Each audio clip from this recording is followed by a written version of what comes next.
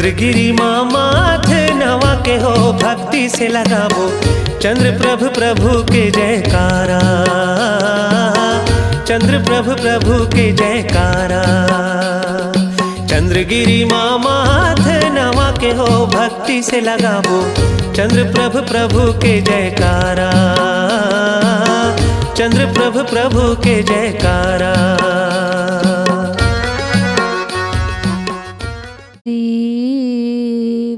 दीप बनूं जलता रहूं, गुरुपद पद में समीप, गुरुपद पद में समीप। पंच परमेष्ठी भगवंतों की बाबा की। चंद्रगिरी तीर्थ के मूल नायक 1008 से चंद प्रभु भगवान की। विश्व टंकर चिंतामणि पारसनाथ भगवान की। भगवान महावीर स्वामी की। संत शिरोमणि आचार्य भगवंत गुरुदेव श्री विद्यासागर जी महाराज की। गुरुनाम गुरु श्री ज्ञान सागर जी महाराज की। आचार्य भगवान श्री समय सागर जी महाराज की। 3 काम 9 करोड़ मुनि राजों की।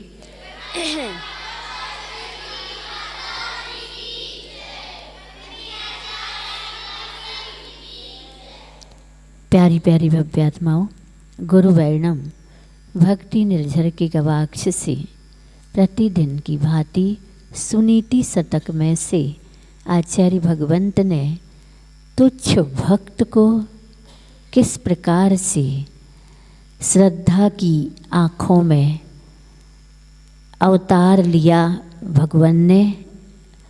श्रद्धा की आँखों में प्रभु किस विद्या अवतार लिया। कण भर हो कर मन यह मेरा, गुरु तुमको धार लिया। विराग हो तुम अमूर्ति भी हो, मूर्ति रहा यह अन्य रहा। धन्य रहे हो भगवन तुम तो, किंतु भक्ति भी धन्य रहा, किंतु भक्ति भी धन्य रहा। महाविचक्षण योग्य शिष्य हो, विनी हो श्रमशील तना। योग योग्य गुरु का पा गुरु हो, विस्मय क्या समझील बना। शिल्पी की वह शिल्पी कला है, जड़ भी चेतन हो जाता। कठिन कठिन पाषाण खंड भी विराग के तन हो जाता। विराग के तन हो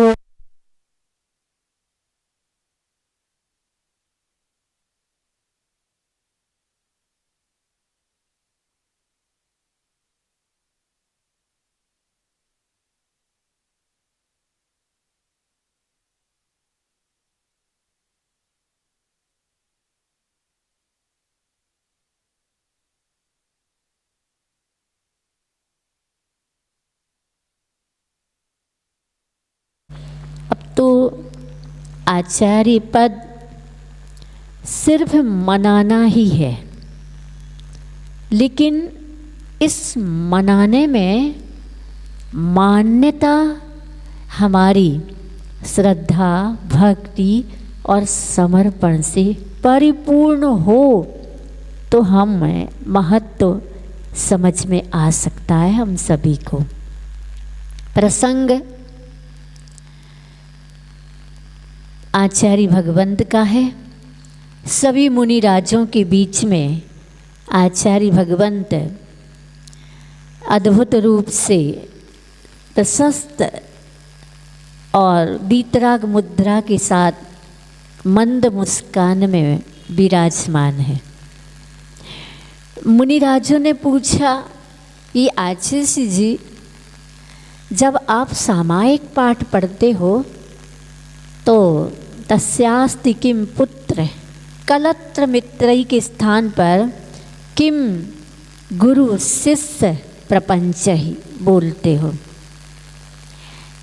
तो आशीष ने कहा, सुनो, ये तुम लोगों को नहीं बोलना है, तुम लोगों को तो जो तस्यास्ति किम पुत्र कलत्र मित्र ही बोलना है, ये मैं बोलूँगा, क्योंकि मुझे गुरु ने जो पद दिया है मुझे उसका निर्वाह करना है, लेकिन मुझे गुरु प्रपंच में नहीं पढ़ना है। अर्थात गुरु प्रपंच का मतलब गुरु बन गए तो अब इसका प्रपंच अर्थात विस्तार, मैं गुरु हूँ, तुम मुझे मानो, तुम मेरी पूजा करो, तुम मेरी स्तुति करो, तुम मुझे ही सुनो। इस प्रकार से आशीष जी ने अपने को उस स्वामित्व से अलग रखकर जलते भिन्न कमल है। जैसे कमल जल में रहता है लेकिन वह जल से अलिप्त रहता है, ऐसे ही गुरुदेव ने, आशीष जी ने आचार्य पद का निर्वाह किया, कर्तव्य किया, लेकिन वो अलिप्त रहे, लिप्त नहीं हुई। उनकी एक बहुत विशिष्ट विशेषता थी, कभी भी किसी से अपने शिष्यों की अगर कोई भी कमी इत्यादि हो तो सुनते नहीं थे किसी से, और कभी किसी को ज्ञात भी नहीं कराते थे। वर्षों तक आचार्य श्री के किसी के प्रति भी कभी भी किसी भी प्रकार से कमी किसी को भी नहीं सुनाई पड़ी। ये एक अद्भुत, कहते हैं कि हजारों वर्षों के उपरांत ऐसे आचार्य का, यानी यूँ कहूँ आज के दिन एक युग का सृजन हुआ था। युगीन दृष्टि को पढ़ने वाले आचार्य भगवंत ने इस युग को निर्लिप्त भाव से, निरीह भाव से, निस्पृह भाव से पात्रता के अनुरूप सब कुछ दिया, सब जाति को भी दिया, कोई भेद नहीं, भेद विज्ञान पूर्वक सबको बहुत कुछ दिया। चूँकि एक बार मुनिराजों ने आचार्य जी से कहा, ये आचार्य जी, आप जब कभी भी अस्वस्थ हो जाते हो, अर्थात आपकी परीक्षा जब कभी होती रहती है। आचार्य जी ने कहा कि बच्चों की परीक्षा विद्यालय में अथवा महाविद्यालय में अथवा विश्वविद्यालय में परीक्षाएं साप्ताहिक भी होती हैं, मासिक भी होती हैं, त्रैमासिक भी होती हैं, षटमासिक होती हैं और वार्षिक होती हैं। लेकिन ये तो महावीर भगवान की कक्षा है। क्या? ये तो महावीर भगवान की कक्षा में मैं बैठा हूँ, इसलिए हमारी परीक्षा साप्ताहिक नहीं, मासिक नहीं, त्रैमासिक नहीं, षटमासिक नहीं, वार्षिक नहीं, इवन घंटे भी घंटों की नहीं। मेरी परीक्षा तो पल पल है, और उस परीक्षा में मुझे पूरे मनोयोग से, त्रियोग से उस परीक्षा में तन मन और वचन से उस परीक्षा को मुझे देना है। नंबर कौन दे रहा है, ऊपर वाला कब देगा, कितना देगा, मैं उसकी परवाह नहीं है। मैं इस परीक्षा को पूर्ण करूँगा अंतिम समय तक। ऐसी सजग और सावधान रहने वाले आचार्य परमेष्ठी इस युग को गुरुनाम गुरु श्री ज्ञान सागर जी ने प्रदान किए और अपन सभी ने कुशल, श्रेष्ठतम कुशल आचार्य भगवान, जिनको जो विचार कर लेते थे आगम से पूर्वा पर, बहुत विचार करने के उपरांत वह कोई भी प्रकल्प श्रावकों के बीच में, भक्तों के बीच में, ब्रह्मचारिणी या ब्रह्मचारियों के बीच में वह करने के लिए संकेत करते थे। आचार्य जी ने एक बार हम आरिकाओं से कहा था कि देखो, मैं कोई भी प्रकल्प विश्व कल्याण के लिए, लोगों के कल्याण के लिए जो भी सोचता हूँ ना, वो मैं वर्षों तक पहले चिंतन करता हूँ। आगम से, युक्तियों से, अनेक प्रकार से मैं सबकी उपयोगिता और करने वालों की सामर्थ्य से बहुत दूर दूर तक सोचता हूँ, फिर दूर दृष्टिकोण से उसका निर्णय करता हूँ, और फिर निर्णय करने के बाद मैं बदलता नहीं हूँ, लौटता नहीं, मैं उस कार्य को अंजाम देता हूँ, आकार देता हूँ और साकार करने के लिए मजबूत हाथों में सौंप देता हूँ। ये आचार्य जी की विशेषता थी। प्रागेव दृष्टोत्तरः प्रव्यक्त लोक स्थिति ही, यानी जिन्होंने इस दुनिया को पहले से ही देख लिया हो और लोगों की आगे स्थिति क्या होने वाली है, उसके अनुरूप आचार्य जी ने, जैसे एक माँ अपने बच्चे को पढ़ती रहती है, गोद के बच्चे को भी पढ़ती रहती, जैसे जैसे बच्चा बड़ा होता है वो उसको पढ़ती है, फिर वो सोचती है कि अब इस बच्चे को किस रास्ते पर, किस मोड़ पर मुझे किस प्रकार से इसको सावधान सचेत करना है। ऐसे ही आचार्य श्री जी ने इस युग को, निकृष्ट काल को, चौथे काल का स्वरूप हम सबको देखने को उन्होंने दिखाया नहीं, हम सभी ने देखा, क्योंकि उनके अंदर लौकिकता नहीं थी, प्रदर्शन नहीं था, उनके अंदर तो सम्यक दर्शन था। और जो सम्यक दर्शन होता है, आचार्य जी का कहना है, सम्यक दृष्टि प्रतिकूलता को भी अनुकूलता में ढाल कर अपनी साधना को ढाल बनाता है, अर्थात साधना की रक्षा करता है। साधना से फिसलता नहीं है, बल्कि वह फैसला लेता है कि मुझे कर्म से समझौता नहीं करना है। क्या? मुझे कर्म से समझौता नहीं करना है, सिद्धांतों से समझौता नहीं करना है। मेरा फैसला पक्का है कि मैं ना हिलूँगा, ना ही मैं विचलित होऊंगा, मैं हिल बन करके आत्म साधना में रत रहूँगा।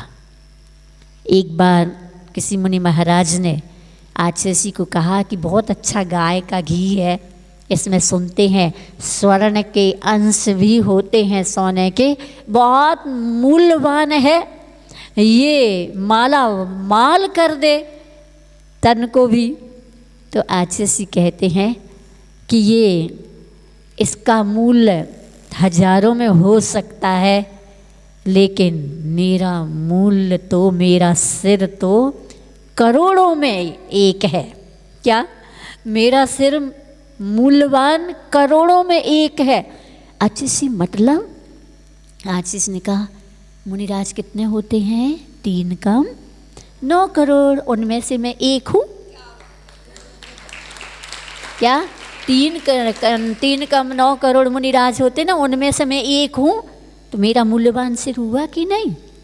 इस प्रकार से आचार्य जी ऐसे उत्तर देते थे, ऐसा समाधान करते थे कि सामने वाला किंग कर्तव्य विमूढ़ हो जाता था। अर्थात कभी भी आचार्य जी ने ऐसे कोई भी जवाब, सवाल इत्यादि नहीं किए जिससे कि किसी को विकल्प पैदा हो, लेकिन अहितकारी मधुरता को भी नहीं उनने, अहित जिसमें हो ऐसे मधुर वचन या सहयोग कोई भी ऐसा भी नहीं किया, हित हो वही करना उनको पसंद था, अनुशासन ही उनको बहुत प्रिय था। क्योंकि आशीष जी को आज हम सब याद कर रहे हैं, कुछ यादें उनकी अद्भुत हैं, कुछ यादें मधुर हैं, कुछ यादें खट्टी मिट्टी भी हैं। कभी कहा हो चलो तुम बाहर, लेकिन आशीष जी अगर ऐसा भी कह देते थे ना तो किसी को ये बुरा नहीं लगता था। चलो चलो चौके के अंदर नहीं आने देते थे और सबको पहले सब निकलो फिर हम अंदर जाएंगे, खड़े होते थे कि नहीं। ऐसे आचार्य भगवान बताइए ना किसके दिल में राज नहीं करते, अर्थात पूरे विश्व 3 लोक के दिल में उन्होंने अपना स्थान नहीं बनाया, स्थान बन गया। वो कहते ही नहीं थे किसी से, वो तो ये कहते थे। अभी महाराज श्री धर्मसागर जी आए थे, उन्होंने एक बहुत महत्वपूर्ण बात बताई थी हम लोगों को अलग से, कि आचार्य जी जब हम लोगों को संग से अलग कर रहे थे तो आचार्य जी का कहना था कि धर्म की प्रभावना करना। फिर थोड़े से रुक के बोलते हैं, देखो धर्म की प्रभावना हो ना हो चलेगा, लेकिन अप्रभावना नहीं करना। फिर थोड़ी देर के उपरांत बोलते हैं कि धर्म प्रभावना में भावना देखना अपनी, कि भावना का पथ, भावना का रास्ता योग्य है या अयोग्य है, भूमिका के अनुरूप है अथवा नहीं। कितनी गजब, मतलब आचार्य जी ने कभी ऐसा नहीं कहा कि मेरी प्रभावना करना, जैसे भी बने वैसे करना। क्या जैसे आज के गृहस्थ लोग कहते हैं धन आए, कैसे भी आए, न्याय से आए या अन्याय से आए, आए आए आए आए, अन्याय इस प्रकार का युग है।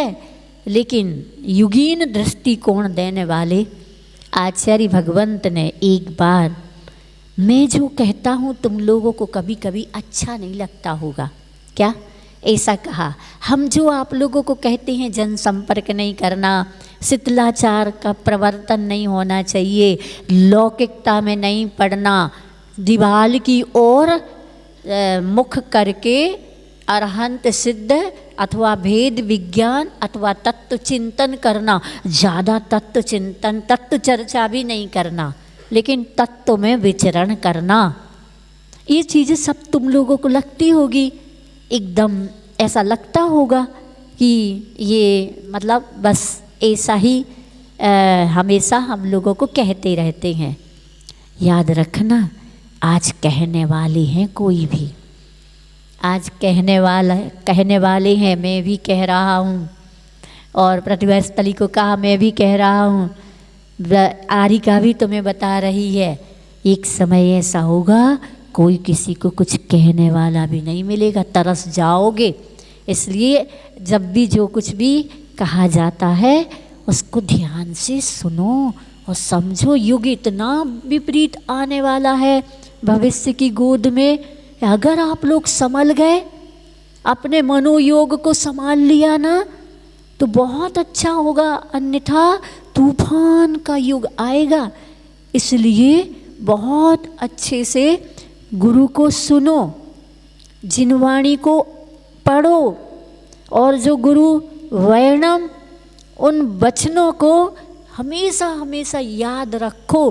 अगर आप अक्षरशः नहीं कर पा रहे हो तो मन में इतनी बात तो आना चाहिए कि मैं कर नहीं पा रहा हूँ, ये मेरी कमजोरी है। लेकिन स्वभाव ये नहीं, स्वभाव तो जो गुरुजी ने बताया है, आचार्यों ने बताया है, वही हमारे लिए श्रेयस्कर है। ऐसा आचार्य जी ने उस समय जब कहा था, ये ऐसा आप लोगों को लगता होगा, लेकिन एक समय ऐसा आएगा कि कोई भी प्रेरणा नहीं देगा, कोई भी समय पर सही आपको संकेत नहीं कर पाएगा। आज हम देख रहे हैं कि आचार्य जी ने सबको जो भी दिया, अब आचार्य जी तो है नहीं, तो पता नहीं कितनों के मन में ये विचार आता होगा कि अब चलो, अब आचार्य जी तो है नहीं, अब अपनी औकात भी क्या है, तो ऐसा कहा था ऐसा कर लो। कभी नहीं। निसंकित अंग कहता है सम्यक दर्शन का, संदेह करना नहीं, और कुछ भी हो जाए अगर गुरु ने कहा है तो आज भी गुरु हमारे पास हैं, हमारे ही साथ है। क्योंकि आचार्य ने कहा था ना, भले ही दूर हूँ निकट भेज देता हूँ अपनापन। वो भले ही कहीं भी रहें लेकिन हमें अपनापन मिलता है। क्यों? छात्राओं को मिलता है अपनापन, दीदियाँ देती ना अपनापन। किसकी बात सुनाती हैं, किसके संस्मरण सुनाती हैं? आचार्य जी के। और आचार्य जी उसमें झलकते हैं कि नहीं, दर्शन होता है कि नहीं, समाधि मंदिर में भी उनका दर्शन होता है कि नहीं। वो कहते थे ना, भजन गाते थे ना, मैं हूँ ना तू चिंता क्यों करता, ऐसा कहा था ना, मेरे होते। तुम लोग को डर लगता है? लगता है। जब डर लगता है तो अब हमें यहाँ नहीं पढ़ना, हमें यहाँ नहीं रहना, है ना। और आचार्य जी तुम्हें क्या कह रहा है, तू चिंता मत कर, मैं हूँ ना। तो विश्वास चाहिए। क्या चाहिए? विश्वास चाहिए। एक बार प्रतिभा स्थली की छात्राओं ने आचार्य जी से कहा, आचार्य जी आत्मविश्वास कैसे बढ़ेगा? तो आचार्य ने कहा, आत्मा पर विश्वास करो तो आत्मविश्वास बढ़ जाएगा। ऐसे महान आचार्यों के सूत्र वचन अपने को याद आते हैं। इसलिए आज के आचार्य पद समारोह पर हम सभी अपने आप को कृतार्थ कृत मानते हैं कि आचार्य जी नहीं, लेकिन उनका प्रकाश, उनका आशीर्वाद, उनके वचन, उनकी वह मुस्कान, उनकी वो आँखें जिन आँखों में अद्भुतता थी। कोई भी व्यक्ति उनकी उस मुस्कुराहट को और आँखों को देख करके दीवाना हो जाता था। क्या हो जाता था? दीवाना हो जाता था। दीवाल नहीं, दिल वाला हो जाता था। इसलिए सभी छात्राएं आचार्य श्री जी के प्रकल्प में आप लोगों को क्या था कहा है आचार्य श्री ने? धरती का वृक्ष बनना है, गमले का पौधा नहीं, धरती का वृक्ष बनना। और क्या कहा आचार्य जी ने? इमली की ओर नहीं दौड़ना, खटाई की ओर नहीं, मिठाई की ओर दौड़ लगाना। और क्या कहा आचार्य जी ने? इंडिया नहीं, रुको रुको, कहाँ लौटना है? तो तुम लोग का क्या मकसद उद्देश्य है? भारत से इंडिया की ओर? तो अगर भारत को भारत बनाना है तो ये सारी चीज़ें, ये दीवारें नहीं है आचार्य जी, ये संत भवन है ना, ये संत भवन दीवालों से नहीं बना है। किससे बना है? आचार्य जी की साधना से। किससे बना है? प्रतिभा स्थली किससे बनी है? दीवारें नहीं है प्रतिभा स्थली में, आचार्य जी की साधना है उसमें। इसलिए कभी भी दीवालों का भी अपमान नहीं करना। तब क्या करना है? उसमें आचार्य जी के वो तरीके, वो रास्ते, वो सिद्धांत, वो हमारे लिए फार्मूले छुपे हुए हैं। कोई आंख बंद करके मांगे तो मिलेगा। आप पूछना, आचार्य जी हम प्रतिभा स्थली से 10th पढ़ के निकल जाएं, आचार्य जी आपको अंतःकरण से पूछना तो उत्तर देंगे, फिर मानोगे? मानेंगे। तो यहाँ पर स्वामी समंत भद्र जी के द्वारा बिल्कुल संत भवन की साधना। ये तो ऐसा है कि ये तो पुरातत्व विभाग का पूरा तत्व है। यहाँ क्या कहते थे आचार्य जी? पुरातत्व।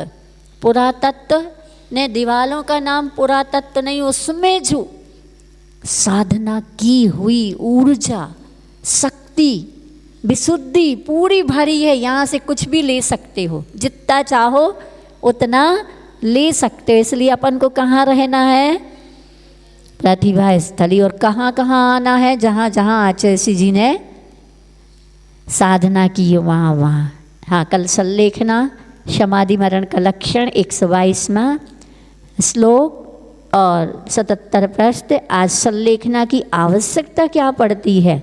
आचार्य जी ने संलेखना पूर्वक, संलेखना का मतलब मरण को प्राप्त होना नहीं, सत्य का लेखन करना। क्या है संलेखना का मतलब? सद्द्रव्य लक्षणम। तत्वार्थ सूत्र का सूत्र 5वें अध्याय का सत द्रव्य का लक्षण। तुम एक जीव द्रव्य हो, जीव तत्व हो, उसका सत अनहाय क्या है? हाय। उत्पाद व्यय होने के बाद भी तुम्हारा सत है, तुम्हारा अस्तित्व, तुम्हारी मौजूदगी है। इसलिए हाँ, 123वां श्लोक है संलेखना की आवश्यकता है।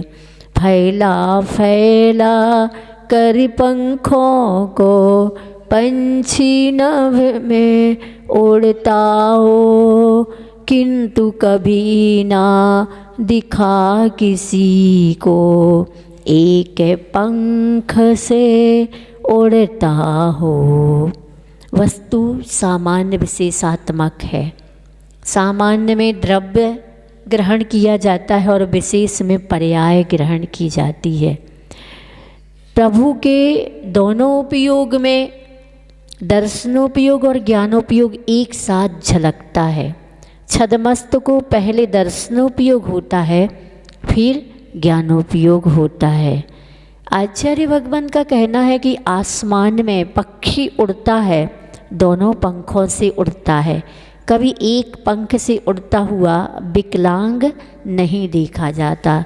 वस्तु का स्वरूप भी विकलांग नहीं है, वह है दर्शन और सामान्य और विशेष और ज्ञानोपयोग अथवा जीव तत्व में ज्ञानोपयोग और दर्शनोपयोग, ये दोनों उपयोग रहते हैं। विशेष नहीं, सामान्य और विशेष। सामान्य में द्रव्य का कथन आता है और विशेष में पर्याय का कथन आता है। तो द्रव्य सामान्य से द्रव्य, लेकिन विशेष में उसकी निकलने वाली उस द्रव्य से पर्याय हैं। जैसे सामान्य से सब जीव एक हैं, इन पर्याय की अपेक्षा से अलग अलग है ना, ऐसे ही हित हो अथवा अहित रहा हो, निज आत्म में निहित रहे। संतों के ये वचन रहे हैं, तुम सबको भी विदित रहे। पर का इसमें हाथ रहा हो, निमित्त भर वह कहलाता। उपादान में फल लगता है, सुनो गीत तुम यह गाता।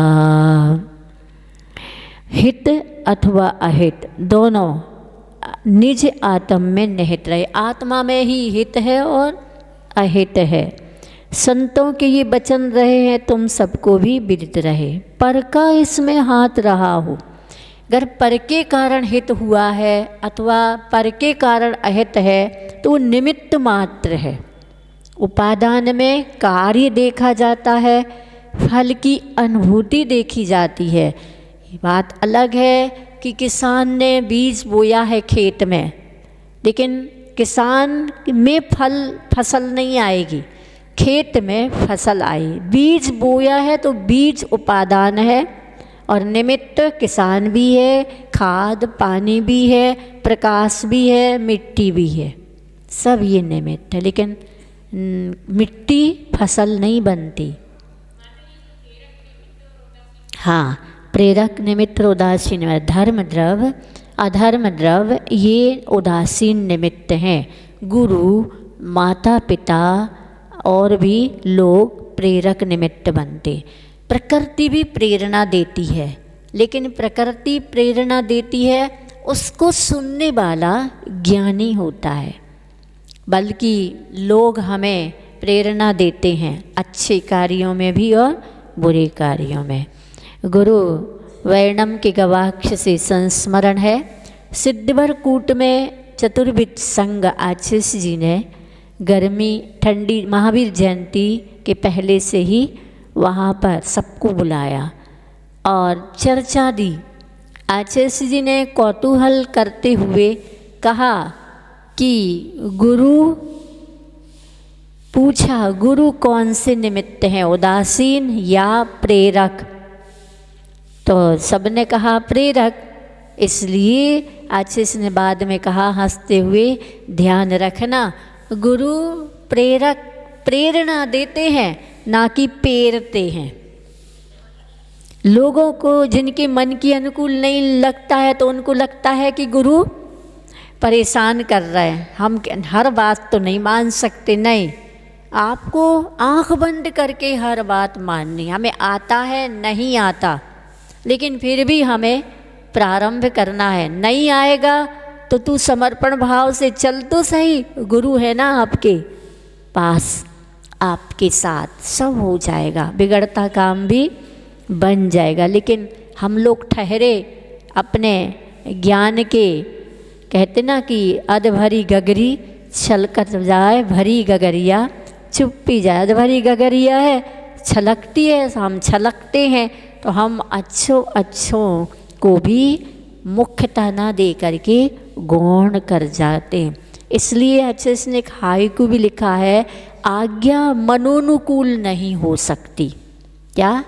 आज्ञा मनोनुकूल नहीं, जिन्हों आगम के अनुकूल होती है, गुरु के अनुकूल होती है। गुरु भी अपने मन के अनुकूल नहीं देते हैं, आगम के अनुकूल पात्रता के अनुरूप देते हैं। गेय मूल्य भी ज्ञान बिना नहीं, दुख ही सुख का मूल्य रहा, बंद बिना नहीं मुक्ति रुचेगी, निर्धन धन का मूल्य रहा। कौन पूछता दाता को बिन, पात्र पथ के बिन पंथा को, गौण हुए बिन मुख्य कौन हो, लोचन मालिक अंधा हो। गे का मूल्य कब है? हीरा है, बच्चे के हाथ में हीरा है, वो खेल रहा पत्थर समझ करके, खिलौना समझ करके। क्यों? क्योंकि उसको ज्ञान नहीं है कि हीरा है या खिलौना है या पत्थर है, नहीं समझ है ना, इसलिए वो हीरे को भी। तो यहाँ पर कहा जा रहा है गे मूल्य भी ज्ञान बिना नहीं, गे का मूल्य ज्ञान के बिना नहीं है। दुख ही सुख का मूल्य रहा, और दुख है सुख का मूल्य है न, दुख है तो ही सुख का मूल्य होगा। किसी को दुख आया है, जैसे नरकों में अपार दुख और तीर्थंकर का जन्म होता है, तो ये क्षण के लिए ऐसा विस्मय हो जाता है। एक सेकंड का, एक समय का, उनको ऐसा लगा जैसे बहुत कुछ अद्भुत घट गया। एक क्षण के लिए वहाँ पर ऐसा लगता है। तो दुख ही सुख का मूल्य रहा। दुख है तो सुख खोजेगा। अब जिसको कहते ना कि सुविधाएं ही सुविधाएं हैं, और बाद में अगर दुख आए तो असही होता है उसको।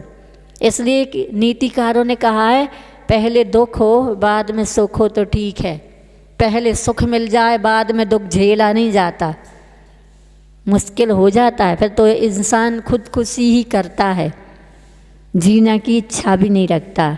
बंध बिना नहीं मुक्ति रुचेगी, बंध के बिना मुक्ति नहीं। और निर्धन धन का मूल्य रहा, निर्धनता ही धन का मूल्य रखती है। निर्धनता नहीं देखी उनके यहाँ धन का क्या मूल्य? बहता है पानी, और पानी जैसा सप्त व्यसन में यूं बहा देता है। कौन पूछता दाता को बिन पात्र, पथ के बिन पंथा को। पात्र के बिना दाता की क्या पूछ, क्या पहुँच, और पथिक के बिना पंथ की भी क्या कीमत।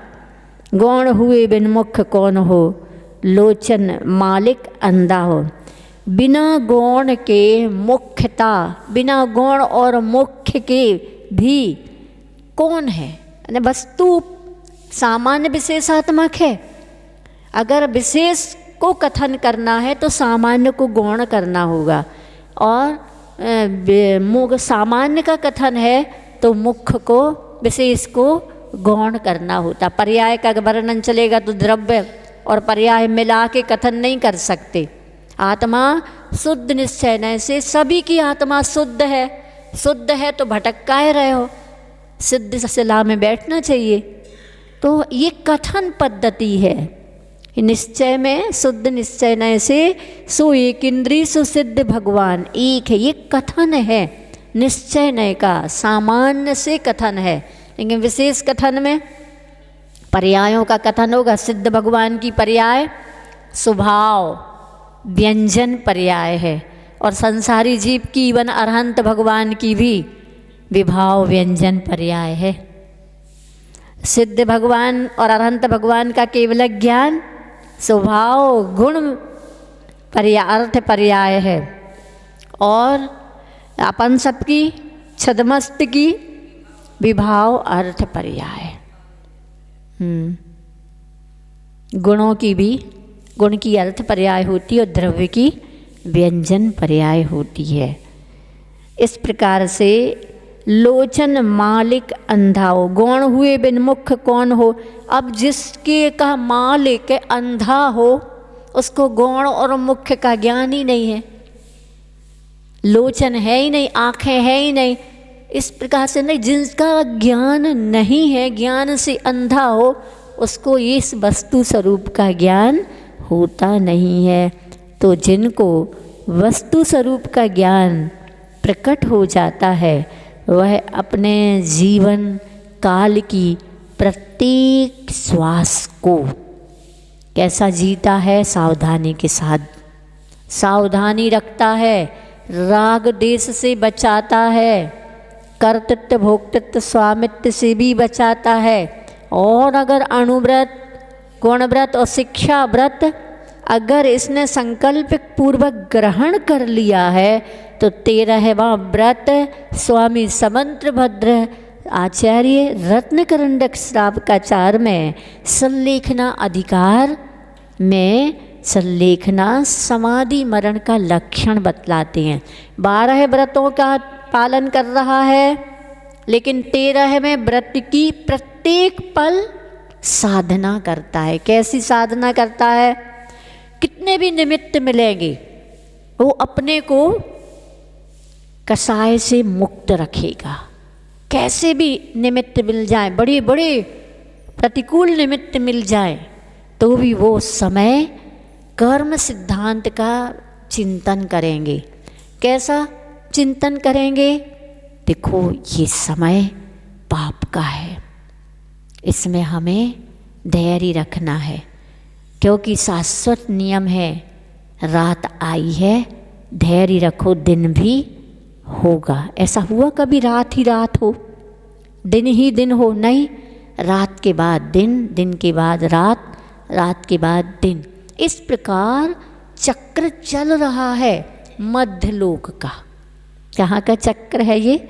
नरकों में अंधकार ही अंधकार है, स्वर्गों में उजाला ही उजाला है, मनुष्य लोक में पता चलता है दिन और रात का, मध्य लोक में। सो यहाँ पर स्वामी समंत्र भद्र जी ने कहा है 12 व्रत का मंदिर तो आपने खड़ा कर लिया, जीवन मंदिर, लेकिन अगर उस पर शिखर बना लिया, कलशारोहण नहीं हुआ, तो ये समाधि क्या है? समाधि लेना एक कलशारोहण करना। मंदिर बिना कलश के अधूरा है। अगर 1 साल पढ़ाई की है किसी कक्षा की और परीक्षा नहीं दोगे तो फेल हो जाओगे। इसलिए संलेखना एक फाइनल एग्जाम्स है जिंदगी में धर्म का। इसलिए प्रत्येक पल सावधानी रखनी पड़ती है। तो 122 श्लोक और 77 नंबर के पृष्ठ पर देखें। उपसर्गे दुर्भिक्षे जरसिरुजायां च निप्रतीकारे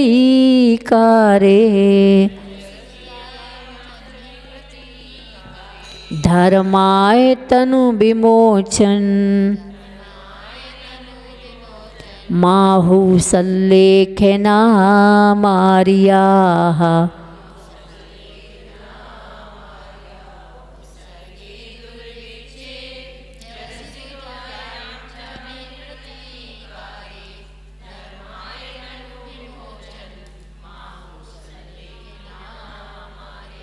उपसर्गे दुर्भिक्षे जरसिरुजायां च निप्रतीकारे धर्माय तनु विमोचनम आहु सल्लेखनाम आर्याः। उपसर्गे, उपसर्ग आने पर, 4 प्रकार का उपसर्ग है ना। उपसर्ग आने पर दुर्भिक्षी दुष्काल आया था, कोरोना काल, 12 वर्ष का दुर्भिक्ष पड़ा था। कोरोना काल भी ऐसा ही था। तो दुर्भिक्ष दुष्काल होने पर, जरासी बुढ़ापा आने पर, रुजायाम च और रोग होने पर, निप्रतीकारे प्रतिकार रहित, मतलब ये स्थितियाँ प्रतिकार से रहित हों, न जिनका निवारण ना किया जा सके, जिनका उपचार असाध्य ना हो, असाध्य बीमारी, उपसर्ग ऐसा आ गया हो कि चीरई फाड़ी हो गई हो पूरे शरीर की, चलते चलते एक्सीडेंट हो जाए, अथवा सिंह भक्षण कर ले, घायल कर दे, बड़े जानवर, सर्प इत्यादि। ये उपसर्ग 4 प्रकार के होते हैं ना, मनुष्यकृत, देवकृत, त्रयंशकृत और प्रकृतिकृत। ऐसे चारों, बिजली इत्यादि चमकती, बादल गरजते हैं, बादल फट जाए, बिजली, अथवा भूकंप आ जाए, मकान गिर जाए, दीवार इत्यादि, चलते चलते वृक्ष इत्यादि गिर जाए, इस प्रकार से। हाँ, एरोप्लेन क्रैश हुई, प्रकृति ने एरोप्लेन, हाँ, प्रकृति के अंदर भी ले सकते हैं। गिराई हो तो गिराई नहीं है।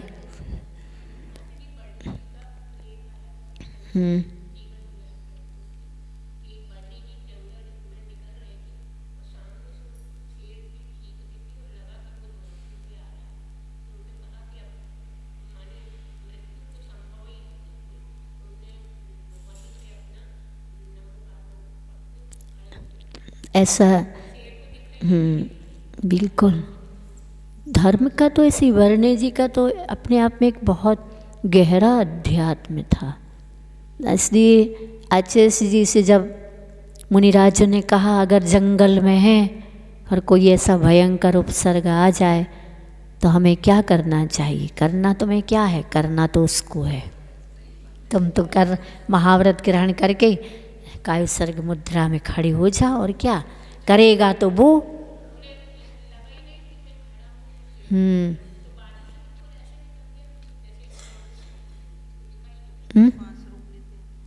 और ऐसा भी बताते हैं कि डरे ना, घबराए ना सामने वाला। दूसरा, शवासन में लेट जाए या अचल श्वास रोक के, श्वासोच्छ्वास को रोक के खड़ा हो जाए तो उसको लगेगा, क्योंकि मृत्यु को प्राप्त 100 का शिकार नहीं करता शेर, जीवित का शिकार करता। श्वासोच्छ्वास रोक लेंगे तो उसको लगेगा ये तो मृत्यु को प्राप्त है। बिल्कुल।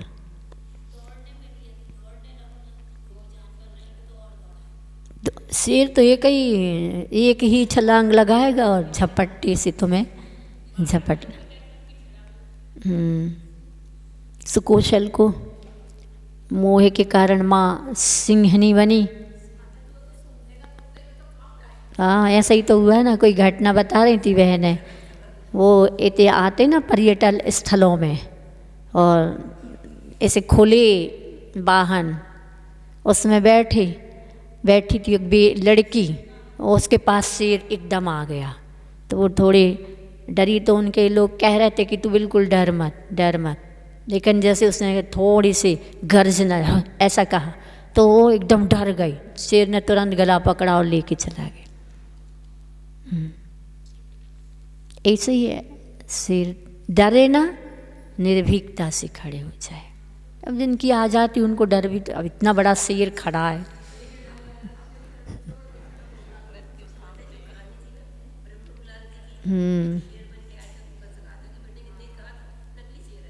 नकली शेर नहीं, कायर है, सिंह है तो कर शिकार, तो उसने निर्दोष पर क्यों शिकार करे।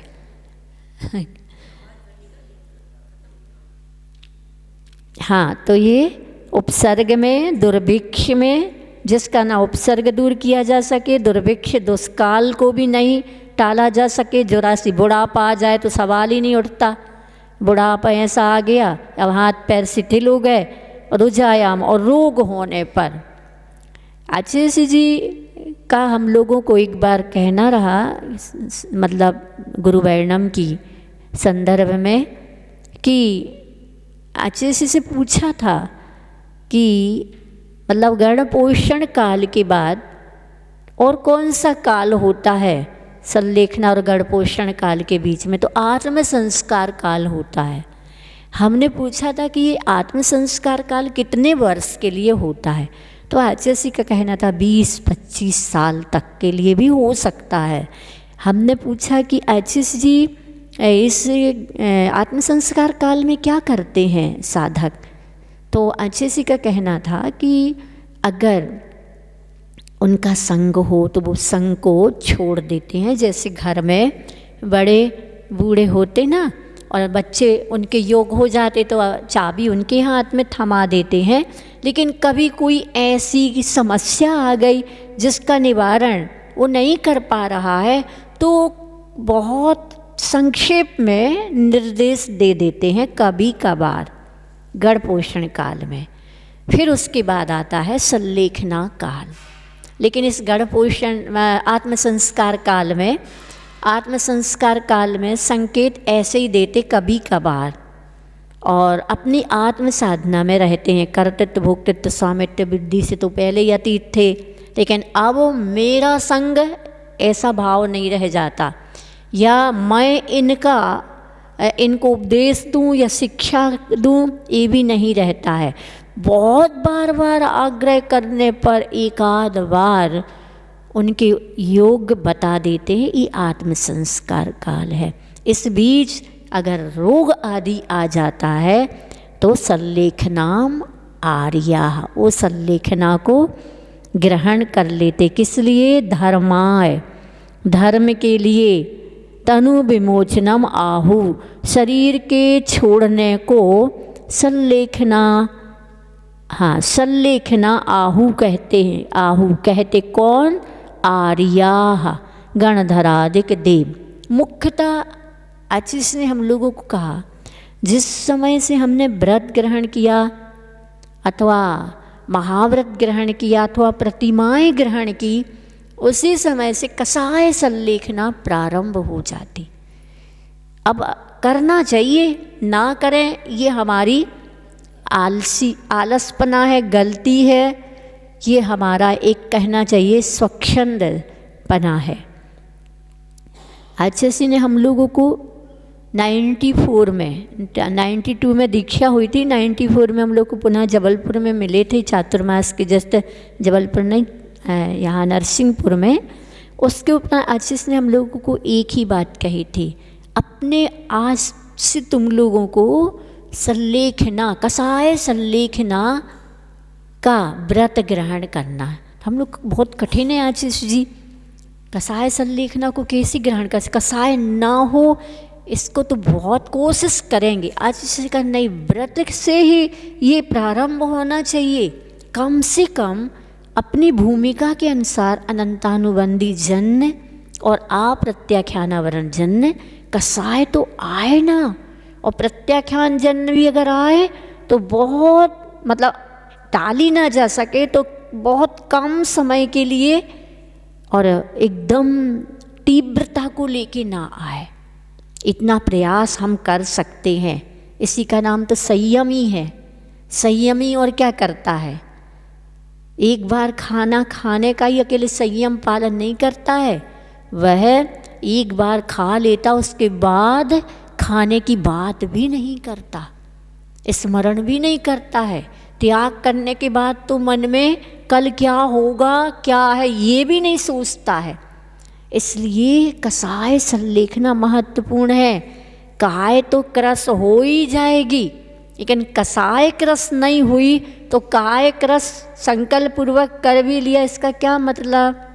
सही वास्तविक संलेखना जैसे मेरी भावना में आता है ना, लाखों वर्षों तक जीऊं या मृत्यु आज ही आ जावे, अथवा कोई कैसा ही भय या लालच देने आवे, तो भी न्याय मार्ग से मेरा कभी न पग डिगने पावे, ये कहलाता। उपसर्गों में क्या होता है, उपसर्गों में कहाँ समझ में आता है कि 12 वर्ष की संलेखना। उत्कृष्ट 12 वर्ष है, 12 जघन्य के बीच में मध्यम, बीच का मध्यम है, और जघन्य संक्षिप्त संलेखना तुरंत तुरंत सब त्याग, सबको क्षमा, सबसे क्षमा। 25 नहीं 12, अब 25 के आजीवन की ले सकते कसाय की तो। और काय की संलेखना, काय संलेखना में 12 वर्ष में क्रमशः त्याग किया जाता है आहार का। तो ये तो तत्काल की है, तत्काल।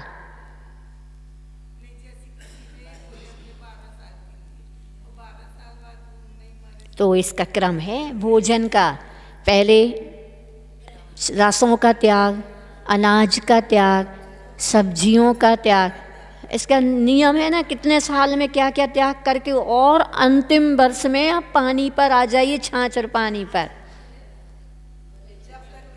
हाँ महेरी पर आ जाओ।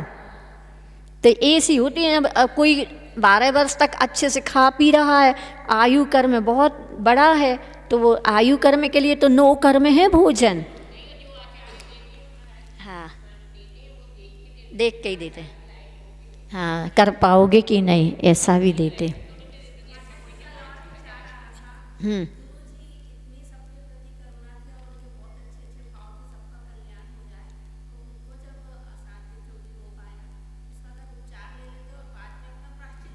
आचार्य जी ने अपने को समझ लिया था, और वो अपने आप में प्रत्येक पल सावधान थे।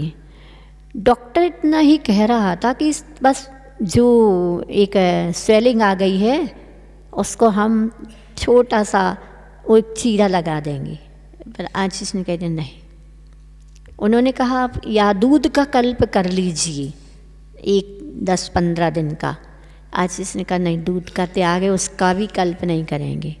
तो वो अपनी दृढ़ता से उनको समझ में आ गया, अब रोग का निवारण नहीं हो पाएगा तो महाव्रतों में और लिए संकल्पों में क्यों दोष लगाएं। इसलिए साधक कूद जाता है। अगर हमने कर लिया और नहीं रहा जीवन, तो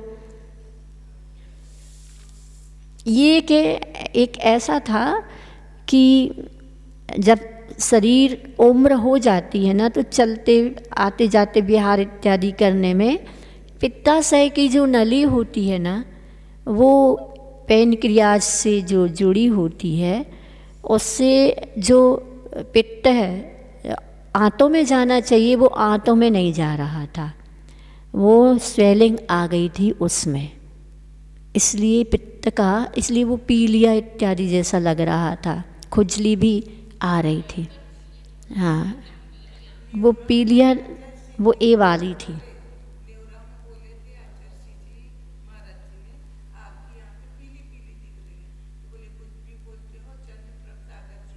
हाँ उनकी भी आँख है पीली।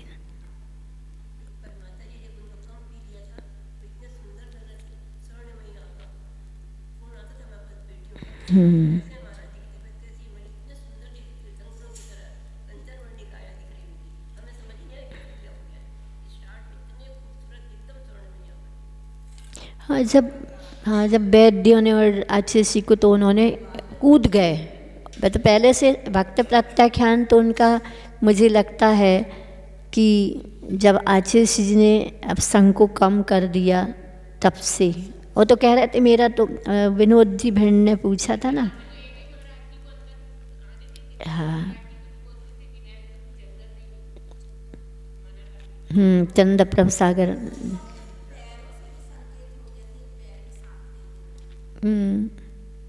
इसलिए कुछ भी हो, मतलब आचार्यों को साधकों को प्रत्येक पल सावधानी रखते हैं।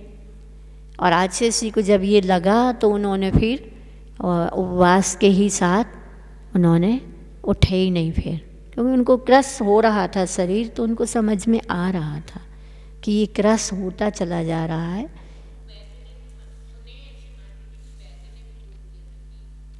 अब मुझे तो ये नहीं पता कि उनको बोला था कि संघ को बोला था।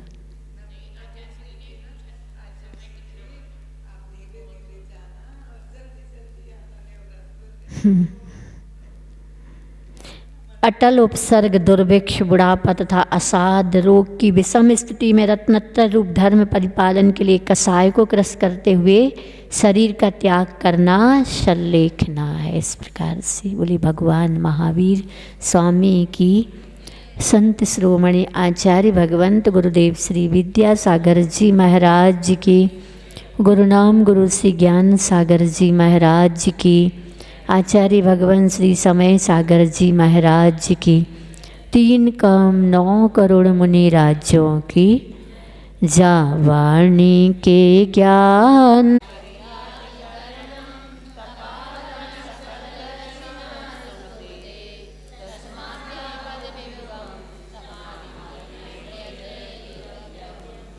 हाँ अंतः क्रियाधिकरणम तपः फलम सकल दर्शिनः स्तुभते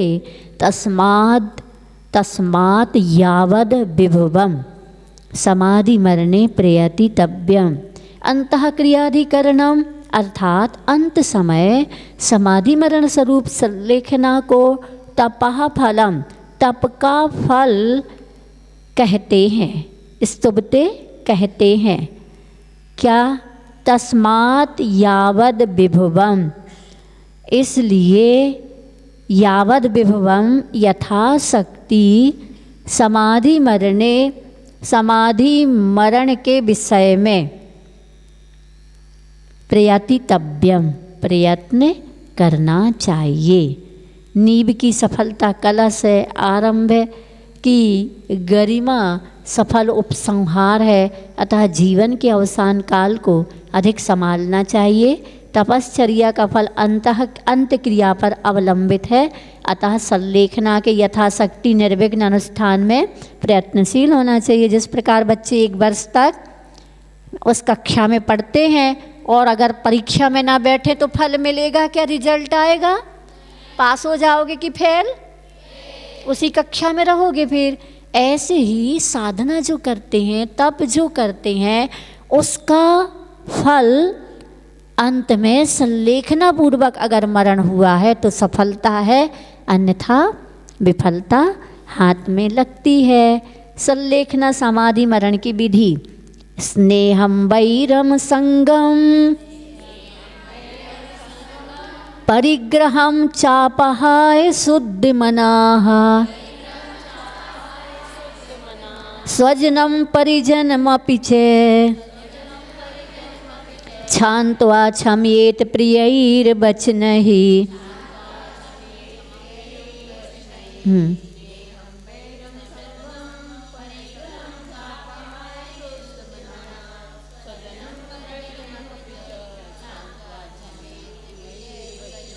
हाँ, स्नेहम वैरम संगम परिग्रहम च अपहाय शुद्ध मनाः स्वजनम परिजनम अपि च क्षान्त्वा क्षमेत प्रियैर वचनैः। देखो, संलेखना समाधि मरण की विधि अपन को पहले से ही ऐसा ही व्यवहार बनाना चाहिए जिससे कि सहजता से अंत में और निर्विकल्प हो सकें, सहज हो सकें, सरल हो सकें।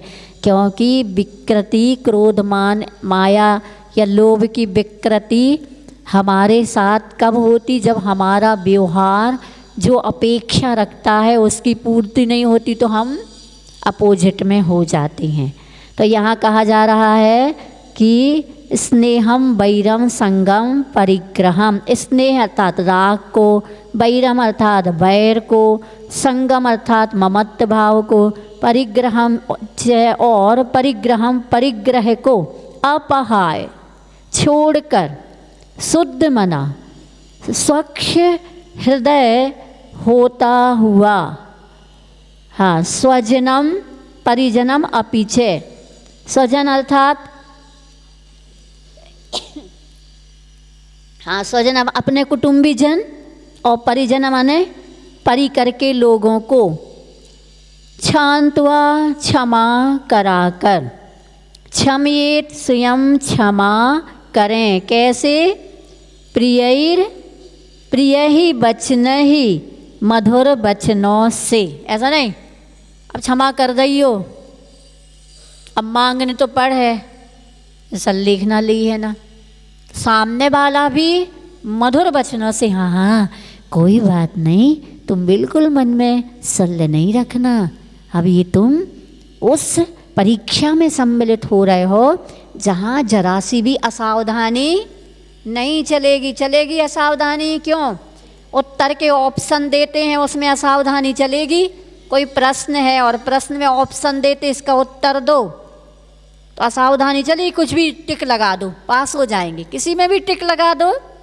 ऐसे ही कहीं पर भी टिक नहीं लगा सकते हैं। संलेखना के समय परिणामों में बहुत संभालना होता है।